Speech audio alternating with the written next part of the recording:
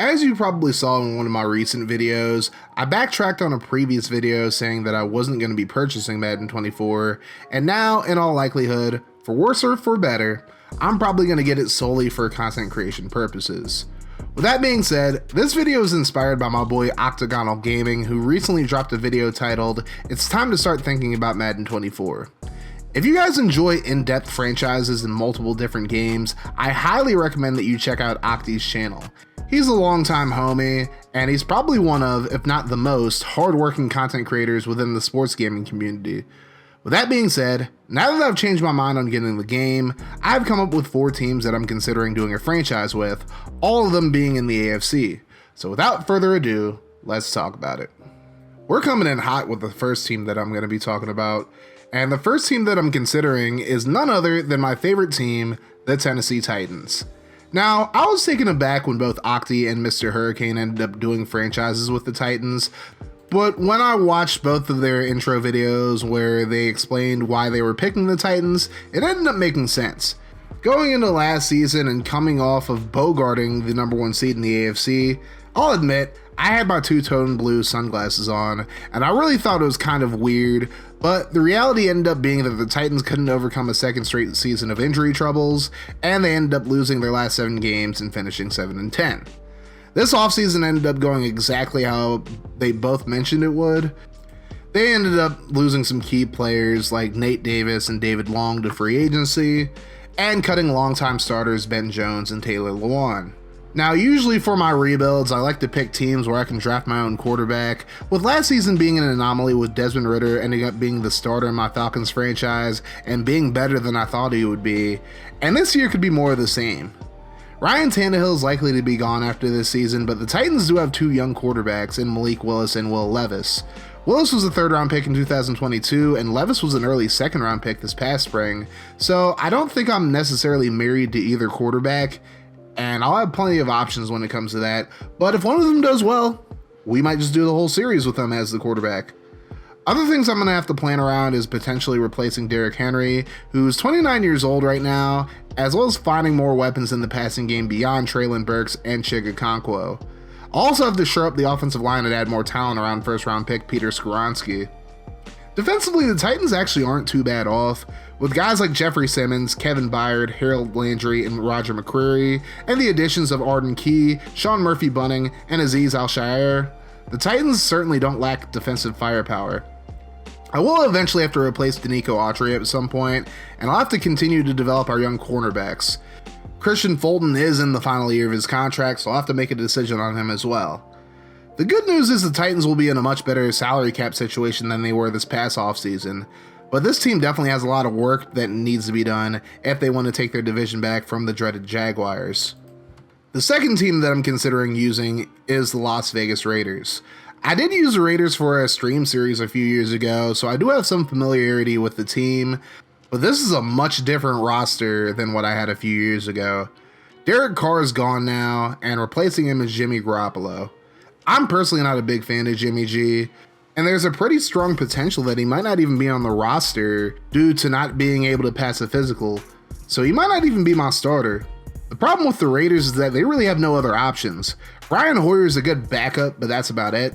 They did spend a 4th on Aiden O'Connell, but I'm not really high on him. And they also have Chase Garbers, but I don't expect him to even make the roster. So if I want to go back to my formula of building around a quarterback that I draft, the Raiders are probably one of my better choices. Offensively, they do have some good firepower around whatever quarterback they have, with Josh Jacobs coming off of winning the rushing title last year. And they also have a lot of talent at receiver, with Devontae Adams and Hunter Renfrow returning, and them acquiring Jacoby Myers as well. And although they ended up getting rid of Darren Waller, they drafted arguably the best tight end in the draft in Michael Mayer. And they also have some pretty good depth with OJ the Juice Man Howard and Austin Hooper. And they have one of the better offensive lines in the league as well. The problem with the Raiders is their defense. They gave up the 5th most yards per game in the league last season, and aside from Mad Max Crosby, this defense is really lacking in the talent department. Although rookie defensive end Tyree Wilson should play a part in helping Crosby out on the front line. The defense only had 6 interceptions all season, two of which were by Deron Harmon, who's no longer on the team. So I'm going to have to build up this defense if I'm going to get him back to prominence. The Raiders do have some decent cap room going into 2024, but I'll have to make a decision on bringing back Jacobs amongst other players in the offseason. Either way, I think the Raiders certainly will be an interesting team to rebuild. The third team that I'm considering are the Pittsburgh Steelers. The Steelers have a very interesting roster on both sides of the ball. Kenny Pickett looks to be the QB of the future, and they have some solid receiving options in Deontay Johnson, George Pickens, and Pat Freiermuth. And their decent offensive line should only get better with the addition of rookie Broderick Jones. Najee Harris hasn't been a world beater so far through 2 years, but I think he's a solid enough back for the time being. But if he doesn't take a big jump in the next 2 years, I'll probably consider drafting or signing a replacement. The Steelers' defense is decent enough, though they do have struggles against the pass. However, with TJ Watt expected to be healthy this season, as well as the additions of Joey Porter Jr., Cole Holcomb, and the ageless Patrick Peterson, this defense has top 10 potential. The problem? The Steelers are expected to be $6 million over the salary cap in 2024.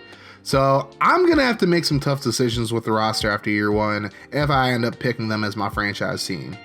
As a whole, though, I think that would make them a lot more interesting to use than the Titans, Raiders, or team number 4, but it's definitely going to be a tough rebuild. I'll have to see if I can continue to have Mike Tomlin keep his streak of non-losing seasons alive. Last but not least, at least depending on who you ask, is the Denver Broncos.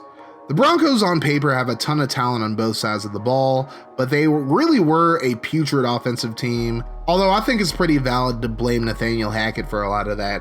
With Sean Payton as the head coach, the team should fare better this year, but I'll hold my comments as far as that goes until I do an NFL season predictions video.